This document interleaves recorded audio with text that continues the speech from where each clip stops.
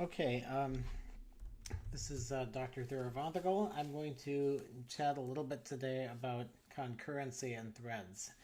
And obviously, the homework, especially as we get into the second homework and beyond, is going to depend on your ability to code with threads and do network programming as well. So I've changed the order a little bit from how I normally do this course. I wanted to start with threading. And what I'm going to do actually is I'm going to break this up into a few videos. I know many people had asked me about that, and besides, it makes it much easier to record these maybe in 15-minute segments. So I'm going to keep a pretty close eye on the time and try to stay fairly focused. And then I'll probably stop in about 15 minutes, regardless of where I am, and then continue in subsequent segments. So, without further ado, I'm going to get right into the lecture. So I want to give a little bit of a conceptual overview, which is about maybe 4 or 5 slides, and then we're actually going to take a look at one of the examples here, which is an example use of threads that is to support something called parallel computation.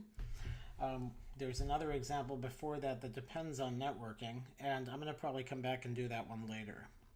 So my plan is to stay fairly focused this lecture on some conceptual material and then to go through an example.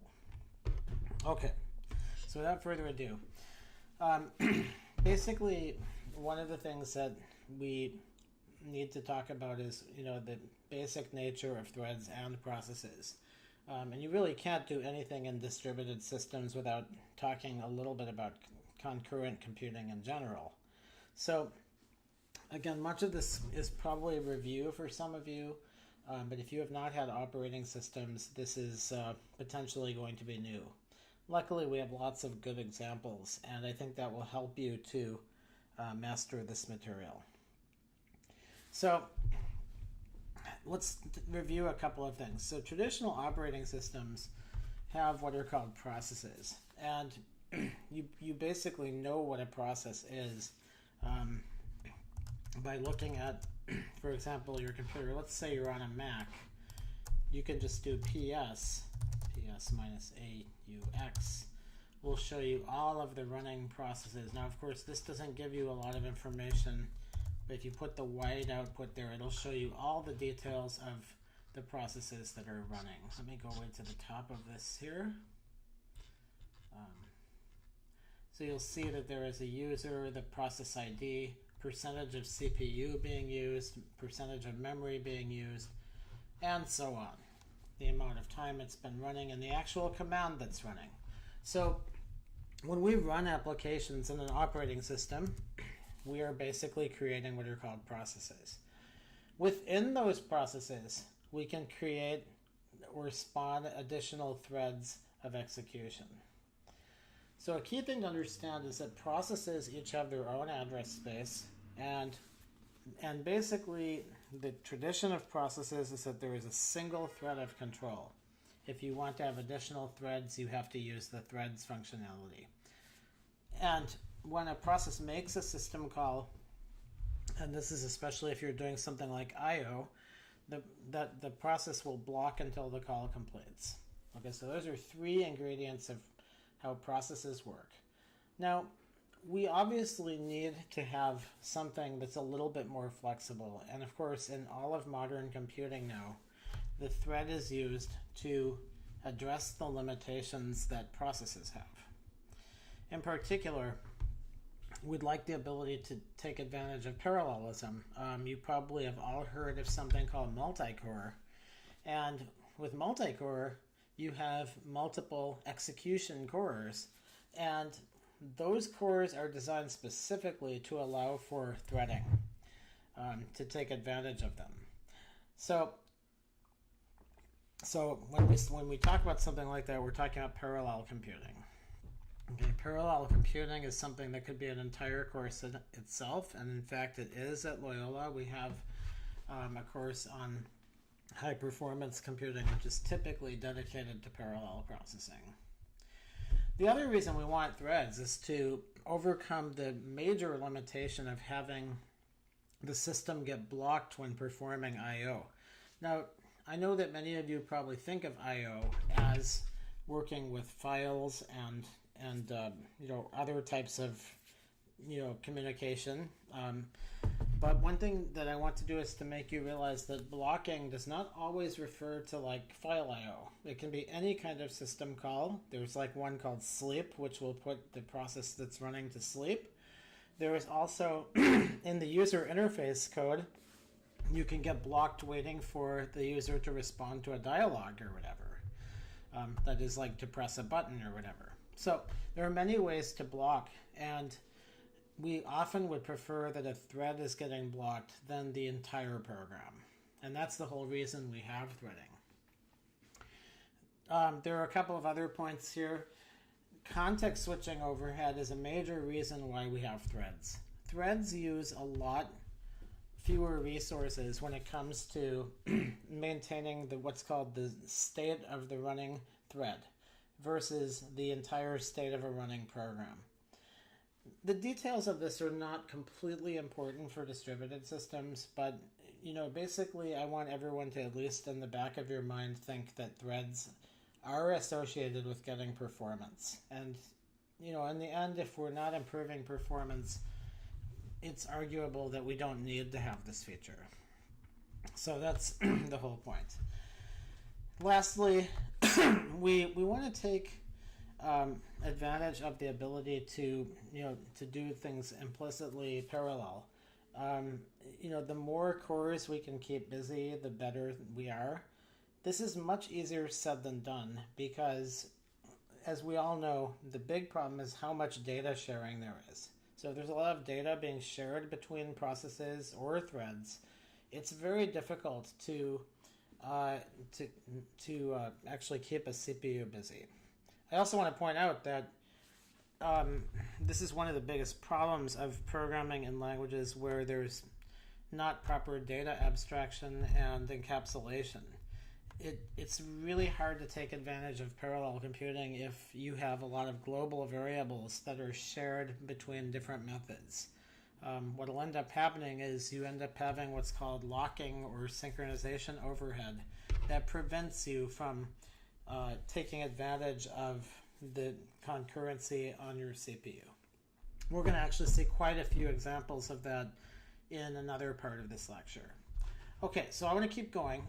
And the big thing to understand about what are the different requirements for processes versus threads. Again, this is largely review, so I'm going to kind of go over it quickly. But when we're talking about processes, we typically have to maintain a lot of information. We have to keep track of where the program counter is. We have to keep track of the stack pointer. We have registers that amount to the state of the running process. We have like the memory bounds for the running program, and we have memory protection, which is what is meant by sandboxing here. This is sort of a picture of what things look like. Keep in mind that what it really looks like would be coded in assembler language and could be quite scary looking. But here, the conceptual block diagram, typically what we have is we have a stack that goes in one direction. We have a dynamic heap that is allocated in the other direction. Dynamic heap here is essentially when you type the new operator in an object-oriented programming language, or you type the word malloc in C or calloc or whatever, that allocates data from the heap. The stack is where like local variables typically associated with function calls are located. What happens is these things grow toward one another. When you get that dreaded Java, out of memory exception, it usually means that you did a lot of heap allocation, or you may have had some kind of infinite recursion that caused the stack to blow up. When it comes to threads, what are we talking about here? Well, basically, a thread has to do some of the work of, that is typically associated with maintaining state in a running process. So because there are multiple threads of control, each one of those threads is obviously pointing to a different part of the program. So there's maintaining different program counters. There also are separate stacks. Now, the one thing I want to say is that typically threads are created with smaller stacks because the hope is that threads also have much better and more optimal use of data. Whereas, when we're talking about a running process, we might have a very large stack allocation to handle, potentially deep function calls and recursion. So the other thing is that the threads must also know who the parent process is. So keep in mind that when you're talking about threads, it does not mean that we're getting rid of the overhead of creating a process. What we're doing is we're basically creating a lighter weight way of maintaining certain information with the assumption that we're sharing data with the parent process. So this means that, all the threads basically already know what the boundaries are, especially when it comes to available memory and so on. In addition, they can refer to data that is within the parent process.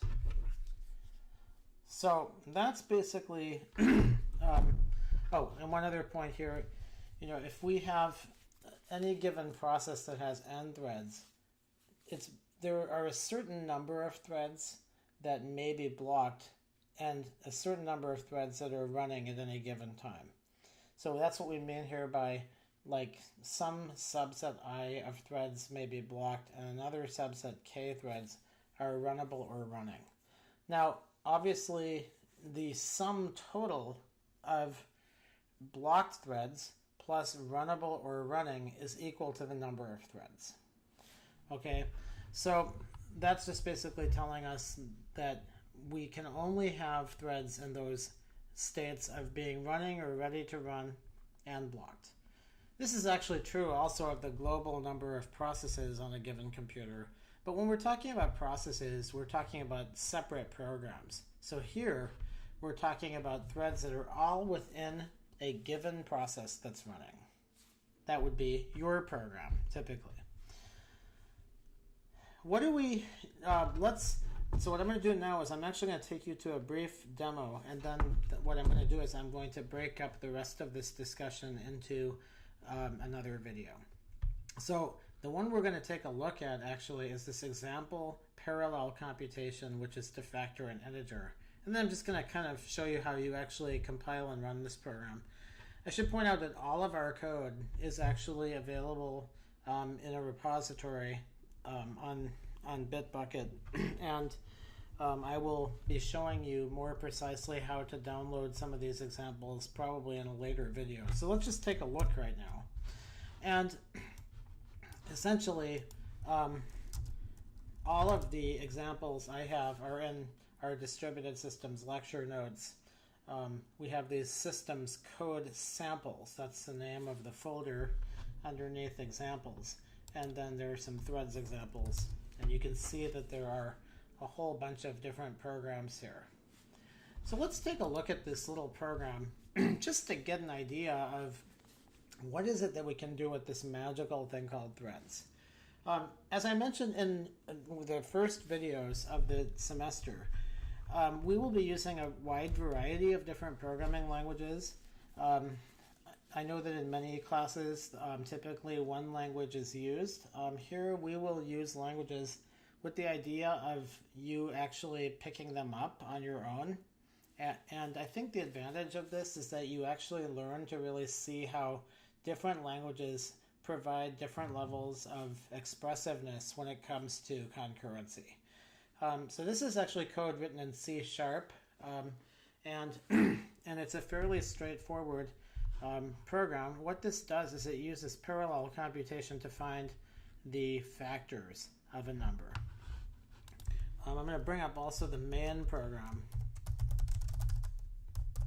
It's just called program.cs. So this here is attempting to find the factors of some number. So you can see that there's a main method which we've hard-coded a number that we want to print the factors of. So what we do is we create a parallel computation that is designed to find the factors and call the print factors method on that. And then we're going to actually have this console read line is just in case there's a lot of output. We'll be able to at least, or in case you're running this inside of a development environment where the terminal goes away. So it just reads a blank line when it's done. Now, so let's take a look at what's happening in this code here.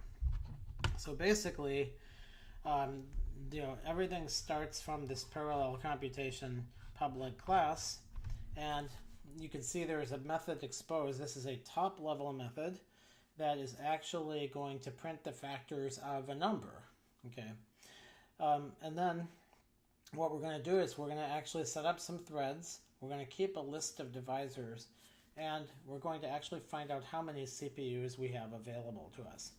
Why? Now, this is one of the particularly nice things about working in C# is that there's an environment class that actually gives us a rich set of information about the platform we're on. And this processor count is particularly useful because if your system has like multiple processors, then that would return the correct number of processes. Then what we're going to do is we're going to basically set up a loop to go over all of the CPUs, all right? And we're going to create a worker thread that is going to be bound to each of those CPUs. Now, I want to point out that that was not a completely true statement I made, because it is in some ways not guaranteed that your thread will actually be running on any particular CPU. And in fact, the operating system is even free to move the thread to another CPU if it can. Okay, so when we do things with threads, we have to understand that we're just telling the system, create a thread create a thread and put it wherever you can. If a system is very busy, it's possible all of the threads would be running and competing against each other on a single CPU. Now what we do is, and this is a classic parallel technique, what we do is we basically are going to take the work and we're going to divide it among a certain number of CPUs. So for example, we're going to take like the actual number we're trying to factor, and we're going to basically break it up into chunks. So for example, if I had 4 CPUs and I were trying to factor the numbers between, let's say 1 and 100, I'd basically do them in groups of 25. So 1 to 25, 26 to 50, 51 to 75, and 76 to 100. And of course, if it doesn't divide evenly, there's no problem, because what will end up happening is we will end up maybe having some systems working more than others. All right, now, then what we do is we actually create a thread here. One of the things that you'll see that we've done is we actually have taken advantage, a little blank line in here, just to make it a little easier to read that. But if you take a look, there is a new parallel computation work item, which is lower bound, upper bound, the number that we're trying to factor, and then we're going to basically get we're going to have the divisors that actually do this. Okay, so that's just basically to hold the results of we're basically actually using this also to just give each of the threads its own data structure for doing this calculation. Okay, so let's keep going here. And then what we're going to do is we're going to add the thread to the list of running threads. Okay, now so what is going on here is that when we create a thread, we also need to keep a handle to that thread. That is, we need to know what are all the running threads, so that when this actually starts doing its work and it finishes doing its work, we'll be able to actually join with the thread, meaning we can wait for it to complete doing its work. So if you take a look here, at this line of code here, where we have basically 4 var thread and threads, what we're doing is we're just taking, see, each of those threads has already been started by thread start. So what we're doing is we're just waiting for each of those threads to complete. At the end of this computation, each thread will have populated the list of divisors. Let's take a look down here to see what the actual worker does. Now, this is where I want to say something about how C# does threads. When you create a thread, you actually have a thread method, okay, which has this signature. It has void as the return type, and it has an object which is used for what's called thread-specific data. Right, so that's why we are creating the parallel computation work item here, is to actually bind this data to the thread. So this is a very nice separation of concerns, creating the thread and actually associating some work with the thread. Anyway, so what is the worker going to do here once it starts running? Well, first of all, we have to actually get the thread data. Now, this is done by taking the actual object that was passed to the thread and treating it as a parallel computation work item. You might not like this cast here, but this is kind of the way that threads normally work, is to have the thread data separated. And in Java, this is done a little bit differently, where you would just simply add a run method to a class, and then you share the same data as the class. There are different styles. Anyway, for now what we do is we basically go from the lower bound to the upper bound, and this is for the range of numbers that we're working on, and we check to see if the number divides into that number. And if it does, then what we're going to do is we're going to add that number to the divisors. The other thing we are doing here is, because this divisors is a shared data structure, so there are different ways to organize the code, but this is just a simple example of one of the things you have to pay attention to when you write threads. So we have a shared variable here. If you take a look, when we created the parallel computation work item, we had a reference to divisors. And this divisors is a list that is shared among all of the worker threads. So we have to do a locking operation on the divisors list that was supplied before we can add items to it. Now, this is not necessarily meant to be an example of efficiency, because you can see that clearly we get bottlenecked by having to do a lock every time we want to add these items. There are ways to actually rewrite this code so that it is lock-free. This would be a nice thing for you to think about. But basically what we could do is we could give each of the parallel computation work items its own list of divisors. So that means we'd have to actually move the var divisors equals new list to here. And then when we join with the thread, we would actually get the divisors associated with that work item.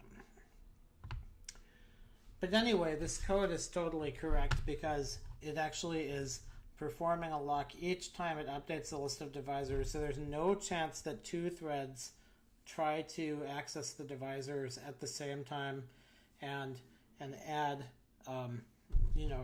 different divisors, and possibly we miss one of them. So that's something called a race condition. I'm going to be talking more about that in another video. So anyway, it's good at this point just to see how it works.